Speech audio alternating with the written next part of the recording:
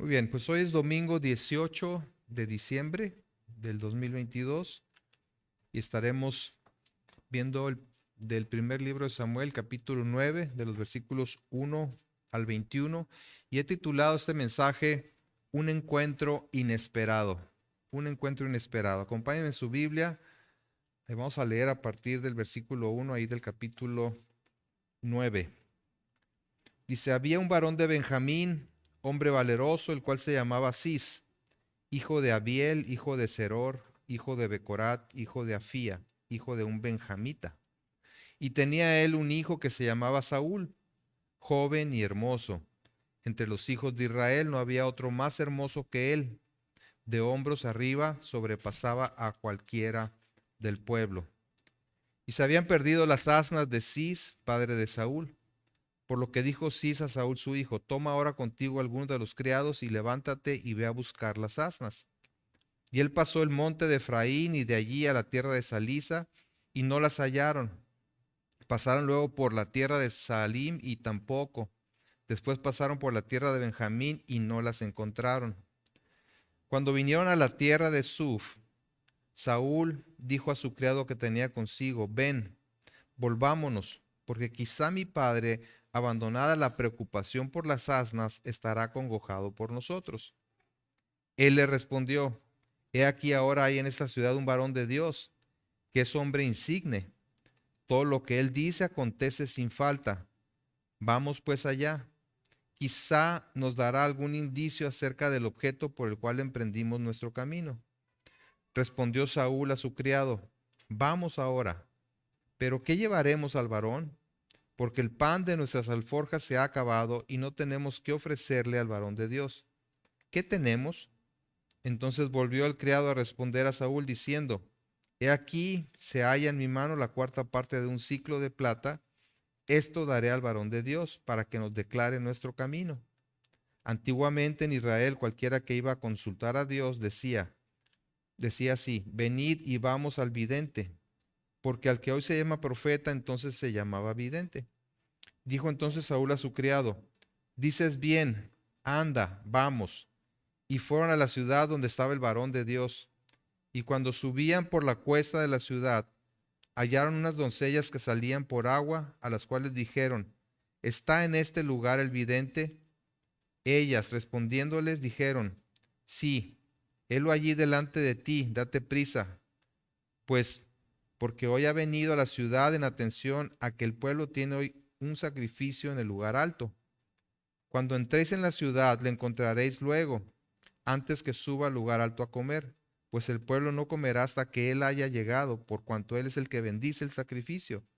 Después de esto comen los convidados. Subid pues ahora, porque ahora le hallaréis. Entonces subieron a la ciudad, y cuando estuvieron en medio de ella, he aquí Samuel venía hacia ellos para subir al lugar alto.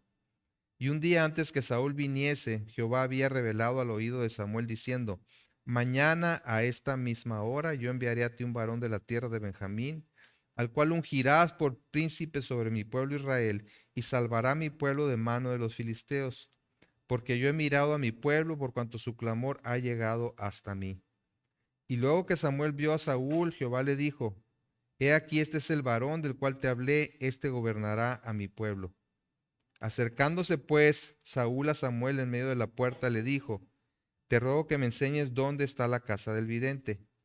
Y Samuel respondió a Saúl, diciendo, yo soy el vidente, sube delante de mí al lugar alto y come hoy conmigo, y por la mañana te despacharé y te descubriré todo lo que está en tu corazón.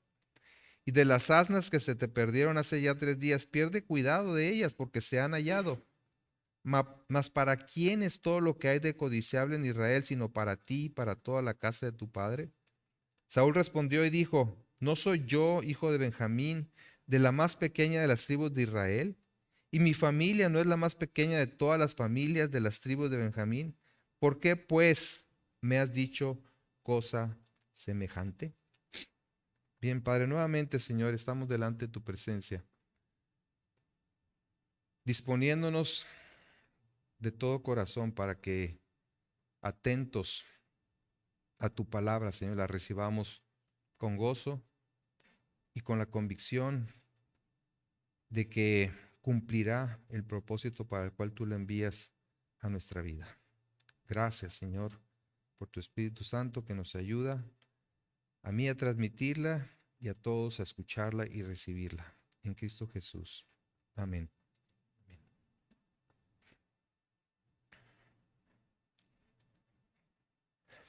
¿Te has puesto a pensar qué circunstancias contribuyeron para llegar a donde estás ahora?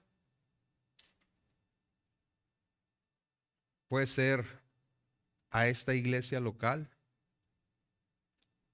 o a conocer a quien ahora es tu esposo o tu esposa, al trabajo en el que estás, inclusive a esta ciudad o a este país, o a ser parte de cierto grupo de amigos y así.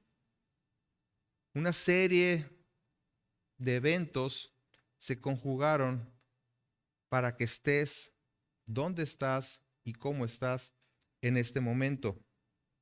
Y aunque pudieron darse situaciones extraordinarias en algunos de estos eventos que han marcado tu vida, te aseguro que la mayoría de las cosas se dieron en las circunstancias normales de la vida. Por ejemplo, yo conocí a mi esposa en un torneo de básquetbol. El director de deportes me pidió que fuera a ayudarle a coordinar el torneo. Y ahí fue donde yo la conocí. Ahí donde puse los ojos en ella, ¿no? ¿Qué tenía que andar haciendo yo en esa función? Pues simplemente se le ocurrió, ¿verdad?, al director de deportes pedirme su ayuda y ella ir a mi escuela a participar en ese torneo. Yo creo que me andaba buscando, por eso fue.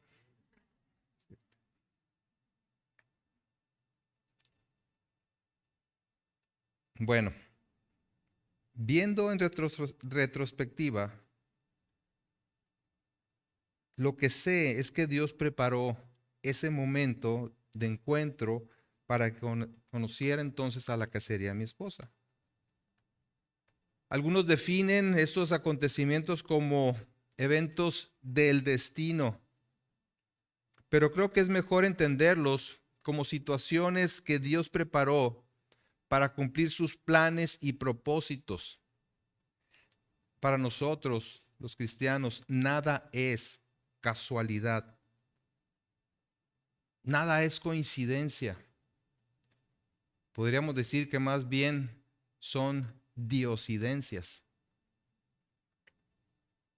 La historia que se narra en el capítulo 9 del libro de Samuel es una serie de eventos tan comunes en la vida de la gente de ese lugar y ese tiempo que difícilmente podríamos anticipar que tendrían que ver con algo tan importante como la identificación y revelación del nuevo rey.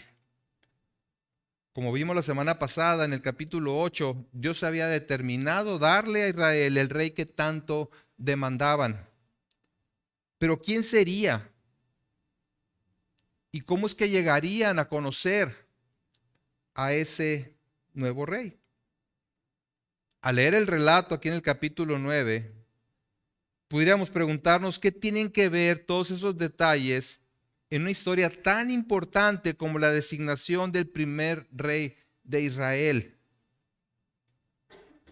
Que si se perdieron unas burritas y que ahí va Saúl y su criado a buscarlas.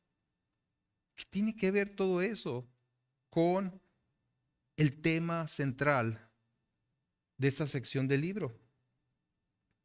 Pero Dios quiere mostrar algo a los lectores en su palabra, tanto a los receptores originales de este libro como a nosotros en el aquí y el ahora.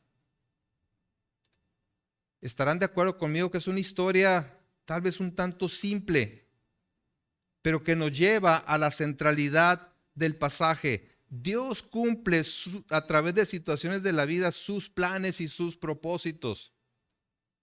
Dios cumple sus planes y sus propósitos a través de situaciones de la vida común y corriente. Samuel y el futuro rey de Israel se conocen por un asunto que tiene que ver con unas burritas que se perdieron. Veremos entonces hoy la manera en la que Dios opera y lleva a cabo sus planes a través de las circunstancias de la vida normal, a veces no tan normales.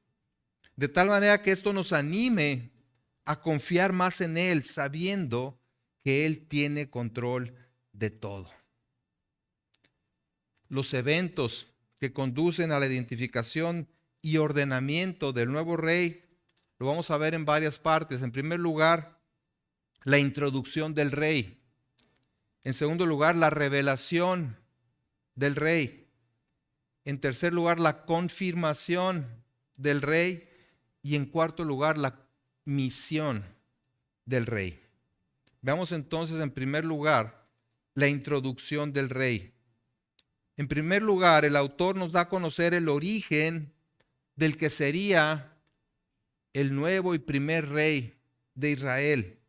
Dice en el versículo 1, había un varón de Benjamín, hombre valeroso, el cual se llamaba Cis, hijo de Abiel, hijo de Seror, hijo de Becorat, hijo de Afía, hijo de un benjamita. Y tenía él un hijo que se llamaba Saúl, joven y hermoso. Entre los hijos de Israel no había otro más hermoso que él. De hombros para arriba sobrepasaba a cualquiera del pueblo. A manera de contador de historias, el autor del libro comienza esta sección diciendo: érase una vez un varón de Benjamín. Esto nos recuerda la manera que introduce también la carta o el libro, ¿no? En 1 Samuel, en el capítulo 1, versículo 1, donde dice: hubo un varón de Ramataín, de Sofim, del monte de Efraín, que se llamaba Elcana. ¿Sí? Entonces, érase una vez alguien. Y por ahí empieza. En aquel entonces estaba introduciendo a Samuel a partir de su padre Elcana, al inicio del libro. Y ahora se dispone a presentar al nuevo personaje principal de la historia. Introduce a Samuel al principio, la historia de Samuel, y ahora viene una transición. Ahora viene Saúl a la escena, el nuevo rey. Empieza a desaparecer Samuel para entrar en la escena Saúl. Saúl era hijo, dice aquí, de Cis, perteneciente a la tribu de Benjamín, que era la más pequeña o menos numerosa de todas las tribus de Israel. Dice que era un hombre valeroso, es decir, un hombre poderoso e influyente. Y en cuanto a Saúl, debemos notar que dice que era joven y ¿qué más? Y hermoso, luego contestaron las mujeres, ¿verdad? Joven y hermoso, enfatizando que entre los jóvenes israelitas no había otro más hermoso que él, y que además era muy alto, tan alto que sobrepasaba por una cabeza a los más altos del pueblo. Todo esto es importante por lo que viene después en el desenlace de la historia del rey Saúl. Es decir, era un muchacho impresionante por su estatura y su belleza. Más adelante, Samuel mismo confirma esto en el capítulo 10, versículo 24. Dice: y Samuel dijo a todo el pueblo: ¿habéis visto al que ha elegido Jehová? ¿Que no hay semejante a él en todo el pueblo? ¿Sí? Era un hombre impresionante en su apariencia física. Y es interesante que no se mencionan cualidades del carácter de Saúl. No se menciona ni su sabiduría ni su erudición, ni su virtud, ni su piedad, sino solo cualidades físicas. Y esto sería algo muy importante en la vida de Saúl como rey. Esto es lo que para el pueblo que demandaba un rey realmente importaba. Querían a alguien que impresionara a sus enemigos. Un rey como tenían las demás naciones, poderoso, impresionante, que le tuvieran miedo, carismático tal vez. Y Dios estaba dispuesto a dárselos. El nombre mismo Saúl significa pedido, de manera que así como lo pidieron, así se los concedió el Señor. Así es que debemos tener mucho cuidado con lo que le pedimos a Dios, pues a veces Él concede lo que se le pide, no porque sea lo mejor para nosotros, sino para darnos una lección. ¿Sí? Así tenemos, por ejemplo, el caso del pueblo de Israel en el desierto, que aburridos del maná por tanto tiempo, le dijeron a Dios, ya cámbiale, ¿no? Danos carne, algo más sustancioso, ya estamos enfadados de esta comida. No ocupaban nada más, pero ellos querían algo más. Vienen las codornices de manera abundante, y fue tanto lo que comieron que se enfermaron y murieron muchísimos.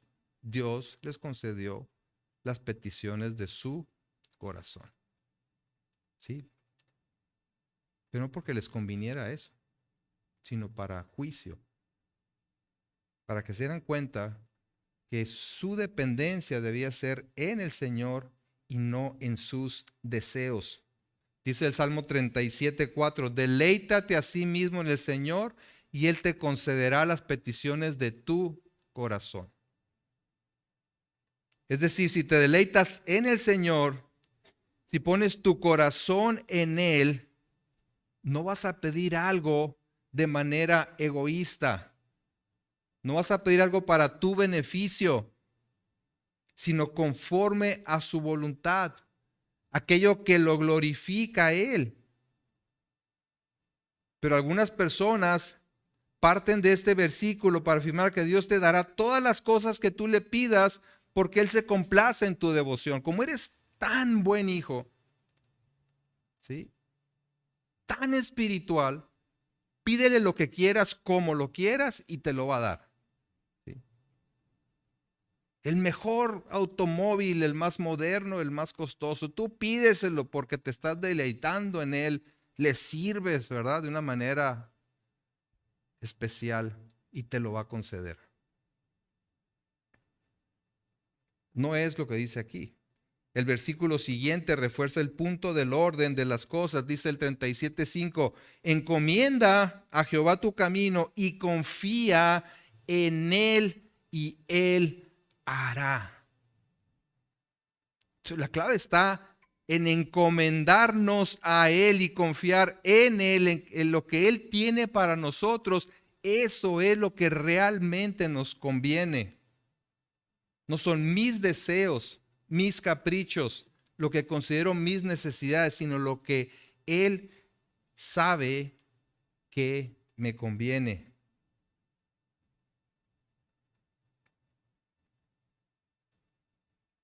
Descansamos en que su voluntad es perfecta y que Él sabe lo que más nos conviene. Los israelitas demandaban un rey, pero no necesariamente conforme al modelo de Dios, sino de acuerdo con los estándares de las demás naciones, con los estándares del mundo.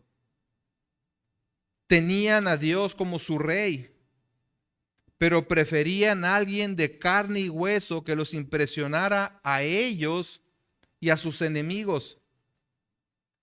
No querían a alguien que les hablara de parte de Dios, como Samuel, y los confrontara, sino alguien que hablara por su propia cuenta y que fuera un verdadero guerrero, que los guiara. No habían aprendido de las experiencias anteriores. Insistían en hacer las cosas a su manera. Lo que sigue a continuación, después de la identificación, ¿verdad?, del que sería el nuevo rey, es el relato de las circunstancias bajo las cuales a Saúl se le da a conocer que sería el primer rey de Israel. Vemos entonces en segundo lugar la revelación del rey, es decir, la ruta hacia el encuentro con Samuel. Como mencioné al principio, Dios cumple sus planes a través de situaciones de la vida común, a veces de maneras abruptas y en otras ocasiones bajo circunstancias completamente normales. Veremos en esta sección la manera en la que Dios va acomodando todo para el encuentro de Saúl con su destino como el nuevo rey. Y en este proceso es curioso que intervienen varias personas y circunstancias. En primer lugar, interviene el padre de Saúl y las asnas perdidas. Vemos ahí los versículos 3 y 4. Y se habían perdido las asnas de Cis, padre de Saúl, por lo que dijo Cis a Saúl su hijo: toma ahora contigo a alguno de los criados y levántate y ve a buscar las asnas. Y él pasó el monte de Efraín y de ahí a la tierra de Salisa y no las hallaron. Pasaron luego por la tierra de Saalim y tampoco. Después pasaron por la tierra de Benjamín y no las encontraron. Es decir, hay un problema familiar. Las burritas no habían regresado. Se acostumbraba a que las dejaban, ¿verdad?, al ganado lo dejaban salir a los montes aledaños, a los campos, a pastar. Y generalmente regresaban. No habían regresado, estaban perdidas estas burritas. Entonces, el padre de Saúl decide enviarlo a él junto con un criado para buscarlas. Pero como conocemos el desenlace de la historia, sabemos nosotros que en realidad lo estaba enviando a un encuentro providencial con Samuel. ¿Sí? Esto porque más adelante lo dice, pero si nomás leemos hasta aquí, pues es una situación así como que muy normal. Órale ya, aliviánate, Saúl, levántate y vete a buscar a las burritas. No haz algo, chamaco flojo, ¿verdad? Así no sé cómo le diría a su padre, ¿no? ¿Quién podría haberse imaginado que este muchacho que cumplía una simple tarea familiar sería el rey de Israel? Y esto nos muestra, por un lado, que Dios no se fija en la trayectoria de una persona para llevar a cabo sus propósitos.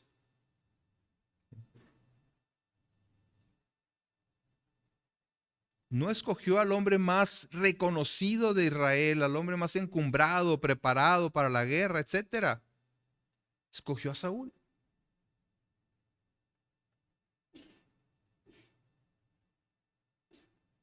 Y por otro lado, lo hizo en actividades normales, cotidianas.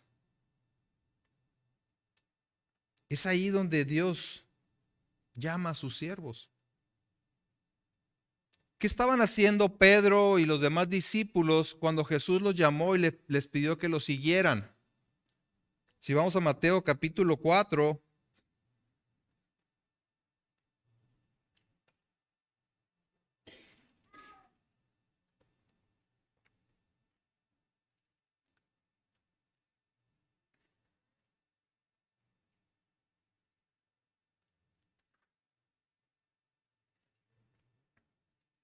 Mateo 4:18, dice: andando Jesús junto al mar de Galilea, vio a dos hermanos, Simón llamado Pedro y Andrés su hermano, que echaban la red en el mar, porque eran pescadores. y les dijo: venid en pos de mí y os haré pescadores de hombres. Versículo 20, ellos entonces, dejando al instante las redes, le siguieron. Versículo 21, pasando de ahí vio a otros dos hermanos, Jacobo, hijo de Zebedeo, y Juan su hermano, en la barca con Zebedeo su padre, que remendaban sus redes, y los llamó. Y ellos, dejando al instante la barca y a su padre, ¿qué hicieron? Le siguieron. Estaban ahí en sus afanes de la vida normal, en sus trabajos. Y Jesús los llama. Más adelante en el capítulo 9, versículo 9, vemos cuando llama a Mateo. Pasando Jesús de allí, vio a un hombre llamado Mateo que estaba sentado al banco de los tributos públicos y le dijo: sígueme. Y se levantó y le siguió. Así de la nada. Y aún Pablo, ¿verdad? Dice Hechos que estaba ocupado persiguiendo a los cristianos cuando tuvo su encuentro con el Señor. Y dejó ese camino para servir completamente al Señor. Pero además del padre de Saúl, el criado también cumplía un propósito más allá de solamente acompañar al muchacho en la búsqueda de las asnas. Sería como un consejero acercándolo a su encuentro con Samuel. Entonces vemos a Saúl como un personaje que Dios usa en esta trama. Al criado, ¿verdad? En segundo lugar, dice el versículo 5, cuando vinieron en la tierra de Suf, Saúl dijo a su criado que tenía consigo: ven, volvámonos, porque quizá mi padre, abandonada la preocupación por las asnas, estará acongojado por nosotros. Él le respondió: he aquí ahora hay en esta ciudad un varón de Dios que es hombre insigne, todo lo que él dice acontece sin falta. Vamos pues allá. Quizá nos dará algún indicio acerca del objeto por el cual emprendimos nuestro camino. Es decir, cansado ya de buscar a las asnas sin tener resultado, Saúl piensa que es mejor que regresen a casa, considerando que su padre estaría más preocupado ya por ellos que por los animales. Pero Dios tenía un plan y se valió ahora del siervo de Saúl para llevarlo a cabo. No tenemos idea de la manera en la que Dios llevará a cabo sus planes, ni de las personas que ocupará para ello. Así es que no debemos desestimar a nadie a nuestro alrededor. El siervo de Saúl estaba atento a los acontecimientos en las comunidades cercanas. Saúl, a lo mejor por su juventud o no sé, como que esas cosas no le interesaban, pero el siervo un poco más, ¿verdad? Más atento, sabía que el profeta, que en esos tiempos era considerado un vidente, estaría ahí cerca en Suf. Se decía que de Samuel que era un hombre insigne, es decir, famoso, pues todo lo que decía acontecía sin falta. Así es que Saúl está de acuerdo y se dirigen en busca del profeta. Pero había un problema, pues al parecer no tenía nada que ofrecerle al profeta a cambio de su servicio. Se acostumbraba llevar una ofrenda. Versículo 7, y se respondió Saúl a su criado: vamos ahora, pero ¿qué llevaremos al varón? Porque el pan de nuestras alforjas se ha acabado y no tenemos que ofrecerle al varón de Dios. ¿Qué tenemos?, pregunta Saúl. Entonces volvió el criado a responder a Saúl diciendo: he aquí se halla en mi mano la cuarta parte de un siclo de plata. Esto daré al varón de Dios para que nos declare nuestro camino. Antiguamente en Israel cualquiera que iba a consultar a Dios decía así: venid y vamos al vidente, porque al que hoy se llama profeta entonces se le llamaba vidente. Dijo entonces Saúl a su criado: dices bien, anda, vamos. Y fueron a la ciudad donde estaba el varón de Dios.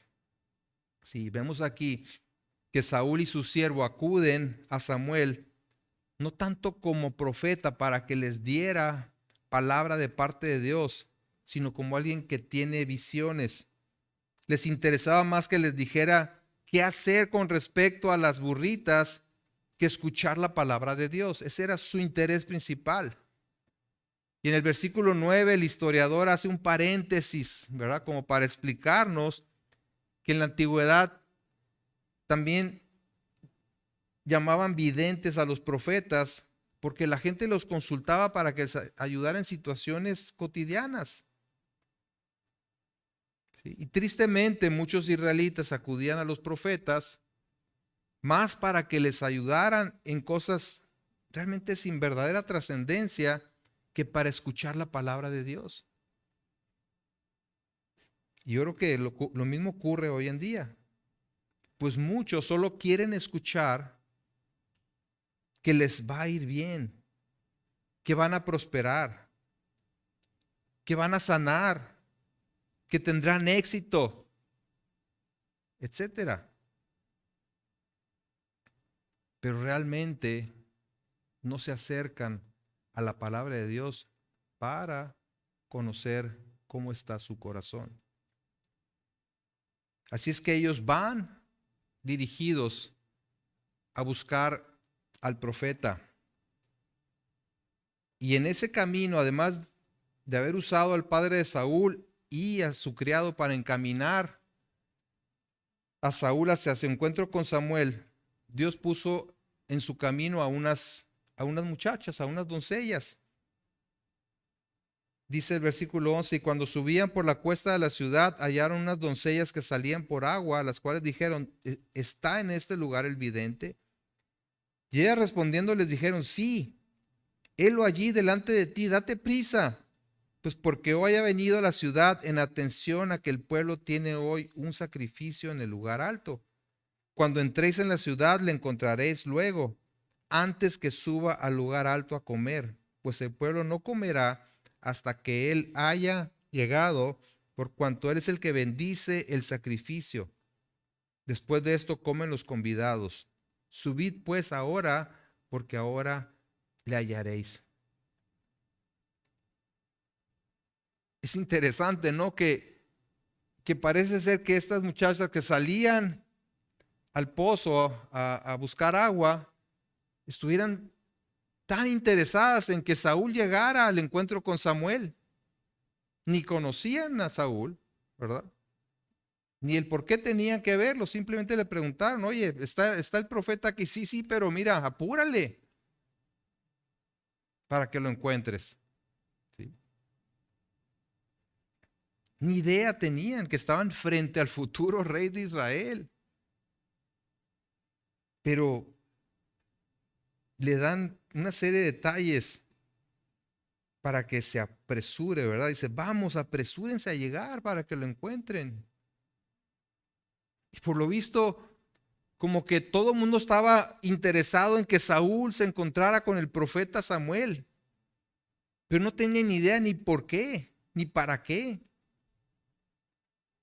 Pero Samuel sí, porque Samuel había sido identificado, había sido más bien anticipado por Dios acerca del encuentro y el propósito de ese encuentro. Así que en cuarto lugar vemos aquí a Samuel como un personaje importante en este proceso, ¿no?, de llegar a conocer a Saúl.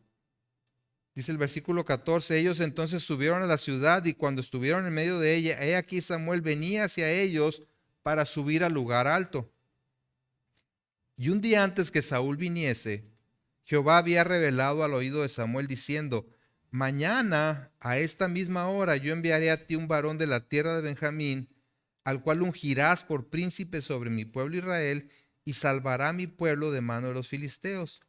Porque yo he mirado a mi pueblo, por cuanto su clamor ha llegado hasta mí. Es decir,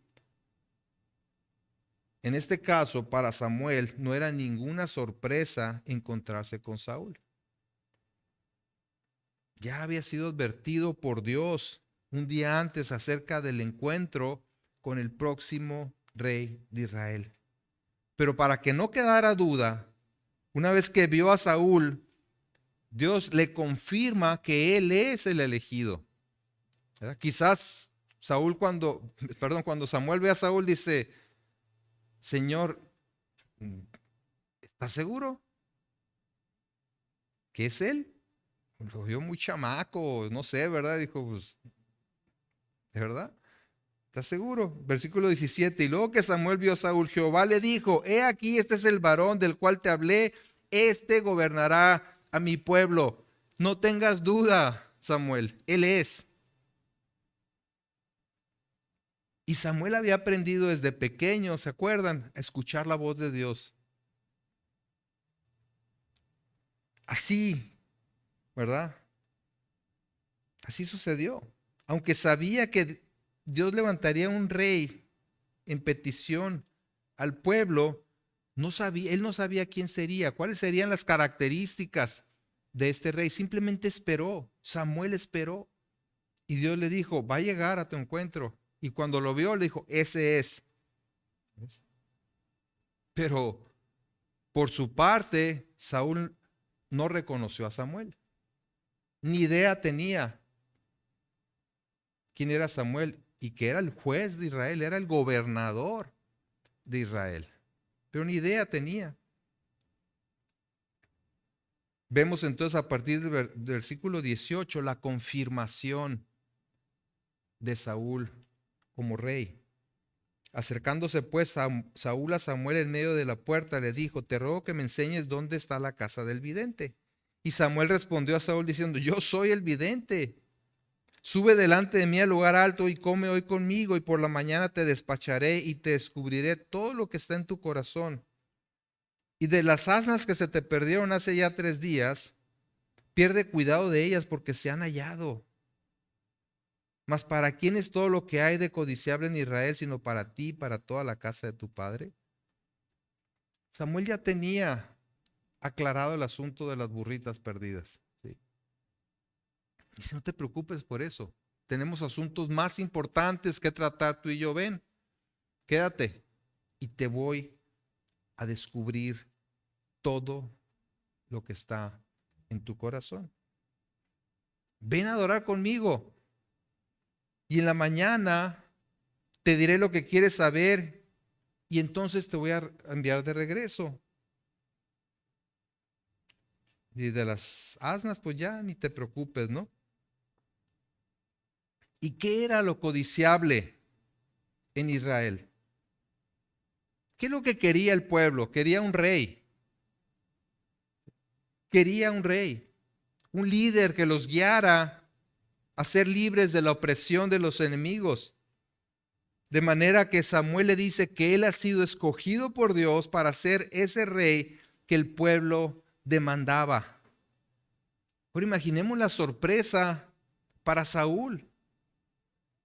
Fíjate, ¿qué? ¿Te has vuelto loco, Samuel? ¿Cómo? O sea, el impacto que debe haber tenido la noticia para él. De ahí que responda con sorpresa, ¿verdad? Pero también con el razonamiento normal de cualquier persona. ¿Quién soy yo y quién es mi familia como para merecer esto? O sea, somos de la menor de las tribus de Israel. Mi familia es una familia pequeñísima. No tengo ninguna experiencia en la política, ni en el aspecto militar. Algo no está bien aquí. ¿Cómo te atreves a decirme tal cosa? Versículo 21 dice, Saúl respondió y dijo, ¿no soy yo hijo de Benjamín? De la más pequeña de las tribus de Israel, y mi familia no es la más pequeña de todas las familias de la tribu de Benjamín. ¿Por qué pues me has dicho cosa semejante? Yo creo que te necesitas ir y meterte allá a tu aposento y orar y que Dios te corrija tu visión, ¿verdad?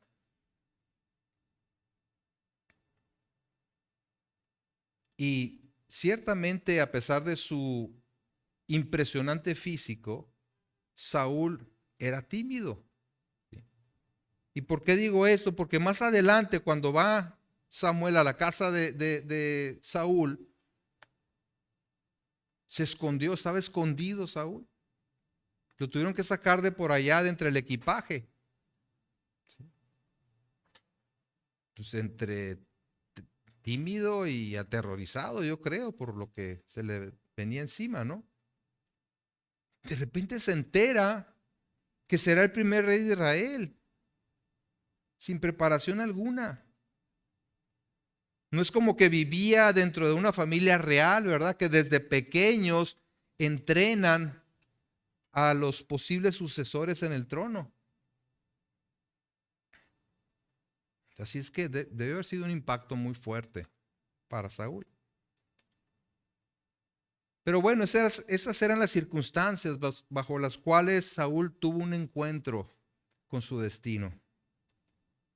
Pero entretejida en este relato está la declaración de la misión del nuevo rey. Volvamos al versículo 16 para ver la misión del rey.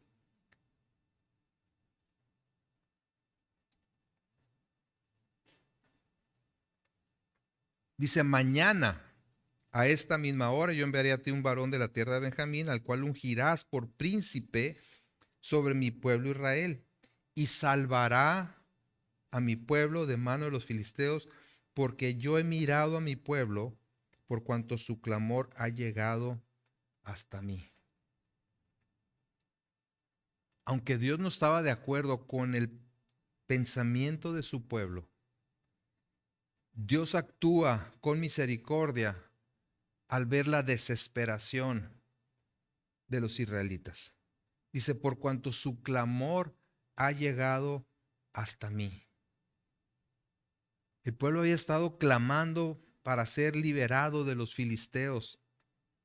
Y aunque había quedado demostrado que no necesitaban a un rey para esto, sino depender del Señor totalmente, cumple su promesa de levantar a un rey en anticipación al verdadero rey que vendría a salvar a los pecadores de la condenación eterna.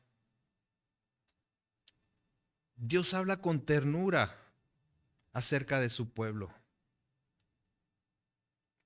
3 veces, 4 veces se refiere a ellos como mi pueblo.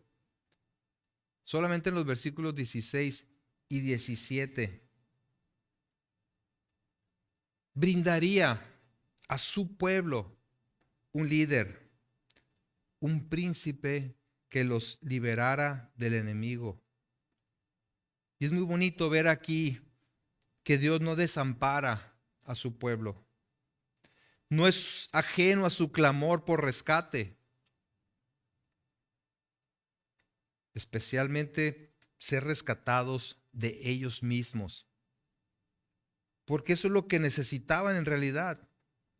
Ser rescatados de su incapacidad para agradar a Dios, para depender de Él.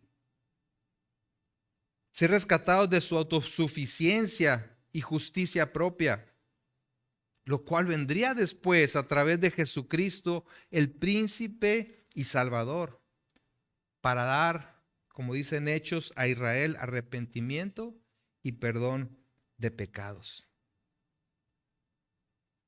Hemos visto entonces que Dios cumple sus planes a través de situaciones de la vida normal,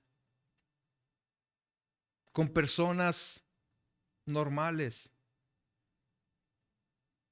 Las circunstancias que condujeron a Saúl a su encuentro con Samuel para ser ungido por rey fueron así, de lo más normales.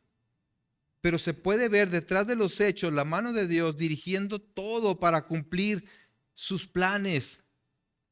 Que se perdieran las burritas, que Saúl lo escogiera, que el papá de Saúl lo escogiera a él para ir a buscarlas, ¿sí? Que estuviera Samuel en ese momento, en ese sitio, para ofrecer un sacrificio. Todo se empezó a conjugar, todo se conjugó para algo más importante, para el encuentro de Saúl con su destino como rey. ¿Coincidencias? ¿Coincidencias? Son más bien, como dije, diosidencias, o en términos teológicos, es la providencia de Dios. La providencia de Dios. Me gusta como Wayne Grudem define la providencia de Dios. Dice, Dios interviene continuamente en todas las cosas creadas de tal manera que Él las preserva, hace que cooperen para sus planes y propósitos y las dirige o gobierna. Esto habla, mis hermanos, de la soberanía y el control de Dios sobre todas las cosas. Él está en control de todo y lleva todas las cosas de acuerdo con sus propósitos, mientras nosotros vivimos y actuamos normalmente. Y esto no nos convierte en robots. Y nuestra libertad no interfiere con los propósitos secretos de Dios, más bien contribuye a cumplir esos propósitos. Es decir, Él utiliza situaciones normales de la vida para cumplir esos propósitos. Pero sin Dios y su providencia, nos sentiríamos completamente perdidos. Dice en Proverbios 16:9, el corazón del hombre piensa su camino, mas Jehová endereza sus pasos. Hay un dicho popular que dice, uno propone y Dios dispone, ¿no? Que es básicamente lo que está diciendo aquí. Es Dios quien endereza nuestros pasos para cumplir los propósitos y los planes que Él tiene. Y no nos gusta muchas veces porque no es por donde queremos ir. Porque a lo mejor implica sufrimiento, desgaste, cansancio, lo que sea. Toparnos con personas a lo mejor no muy benéficas o agradables para nosotros, pero todo eso es parte de lo que Dios está haciendo para cumplir sus propósitos. Viendo hacia atrás podemos observar la manera en la que Dios ha ido cumpliendo sus propósitos a través de situaciones que parecen no tener sentido muchas veces, pero que cuando las consideramos en su conjunto y vemos su desenlace, nos damos cuenta que todo estaba perfectamente hilvanado para lograr un fin específico. Tenemos el caso de José, el hijo de Jacob. Sabemos que él fue a dar a Egipto porque sus hermanos, queriéndose deshacer de él, lo vendieron a una compañía de tratantes de esclavos. Y a través de distintas circunstancias, llega a ser el segundo hombre más poderoso de Egipto bajo el reinado de Faraón. Y todo esto para ser un instrumento en las manos de Dios para salvación del pueblo hebreo. Si vamos a Génesis 45,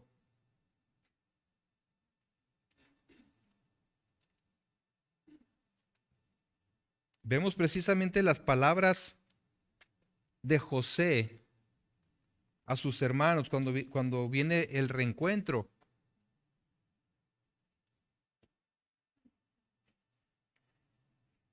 Génesis 45:5 dice, ahora pues no os entristezcáis ni os pese de haberme vendido acá, porque para preservación de vida me envió Dios delante de vosotros. Pues ya ha habido 2 años de hambre en medio de la tierra y aún quedan 5 años en los cuales ni habrá arada ni siega. Y Dios me envió delante de vosotros para preservaros posteridad sobre la tierra y para daros vida por medio de gran liberación. Así pues, no me enviasteis acá vosotros, sino Dios. ¡Qué declaración!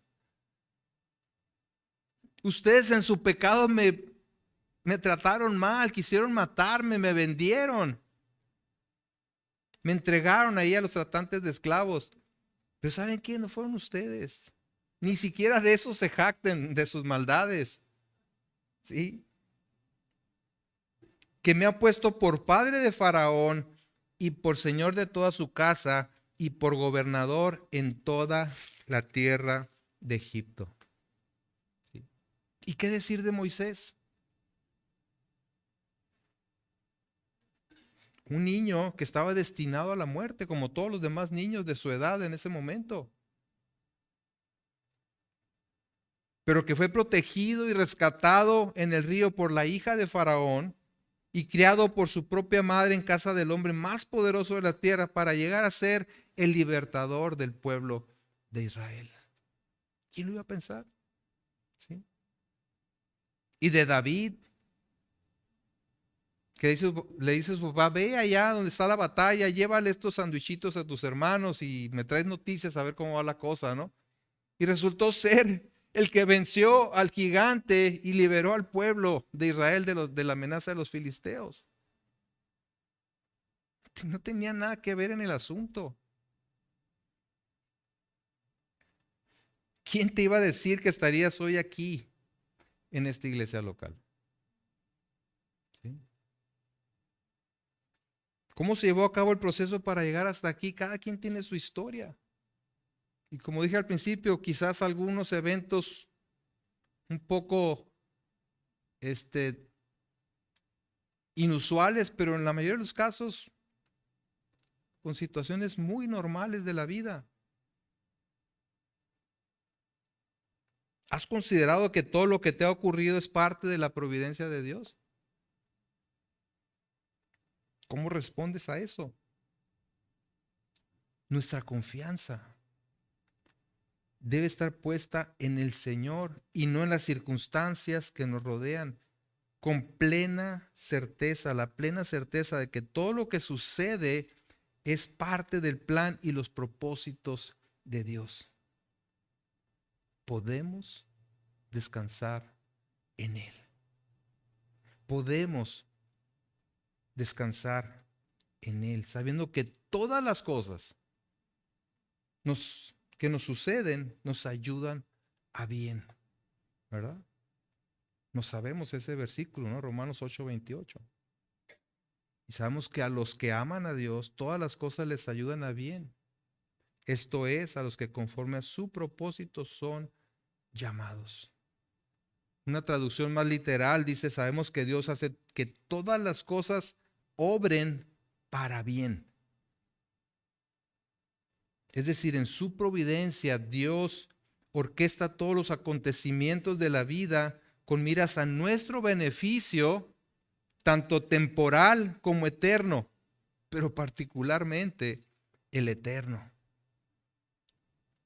Si su propósito es santificarnos, todo lo que nos ocurra contribuirá a ese propósito. Ya sea que se trate de una enfermedad, o de una crisis económica, o de una relación rota, cualquier cosa. Y por supuesto que Dios no ordena el pecado. Y sabemos que no debemos pecar. Pues voy a hacerlo, por a fin de cuentas es la providencia de Dios, ¿verdad? No es esa la intención. Pero aún el pecado y sus consecuencias contribuirán a que sus propósitos se cumplan, como vimos en el caso de José y lo que hicieron sus hermanos. Eso significó la salvación para el pueblo de Israel en el tiempo de la hambruna. Sea donde sea que te encuentres, la situación en la que estés, Dios está cumpliendo sus propósitos en tu vida. Y es en Él en quien debes descansar, aunque ahora no lo entiendas. Que tienes que ir a buscar unas burritas a los montes, pues ve a buscarlas.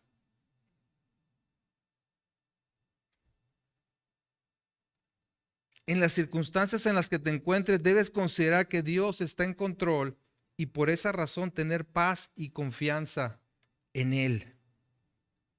En su disertación hacia Job, Sofar le dijo, si vamos a Job capítulo 11, con esto terminamos.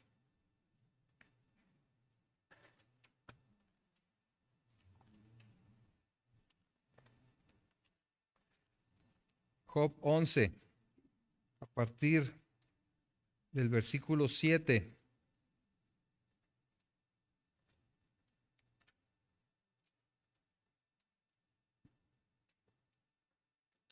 Le dice, ¿descubrirás tú los secretos de Dios?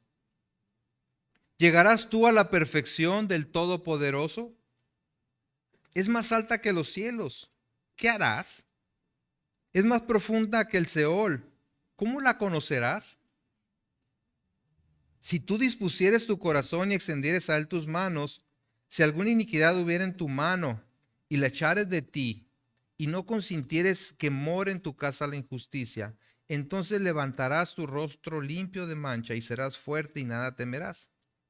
Y olvidarás tu miseria o te acordarás de ella como de aguas que pasaron. La vida te será más clara que el mediodía. Aunque oscureciere, será como la mañana. Tendrás confianza porque hay esperanza. Mirarás alrededor y dormirás seguro. Te acostarás y no habrá quien te espante, y muchos suplicarán tu favor. La sabiduría de Dios es infinita. Es infinita. De manera que nuestra confianza debe estar puesta en Él. Y al hacerlo, podremos vivir confiados. ¿Por qué? Porque hay esperanza. Podremos dormir seguros, sabiendo que Él está en control. Y no solo eso, sino que ha enviado a su príncipe y salvador, al Rey de Reyes y Señor de Señores, a Jesucristo para hacer lo que no podíamos hacer, cumplir con toda justicia y llevar nuestras injusticias mediante su muerte en la cruz, resucitando para vencer a la muerte y asegurarnos la vida eterna. Las palabras del apóstol Pablo a los filipenses denotan esta confianza. Sí, en Filipenses 1:19, vamos ahí, ahora sí ya para terminar.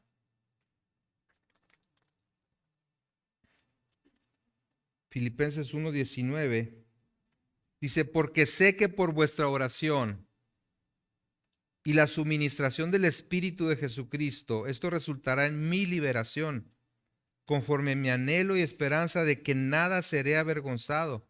Antes bien, con toda confianza, como siempre, ahora también será magnificado Cristo en mi cuerpo, o por vida o por muerte, porque para mí el vivir es Cristo y el morir es ganancia. Una hermosa declaración que denota su plena confianza en la soberanía y la providencia de Dios. Si vivo, lo hago para Cristo. Y si muero es mucho mejor porque voy a su presencia. ¿En dónde está puesta tu confianza? O mejor dicho, ¿en quién está puesta tu confianza?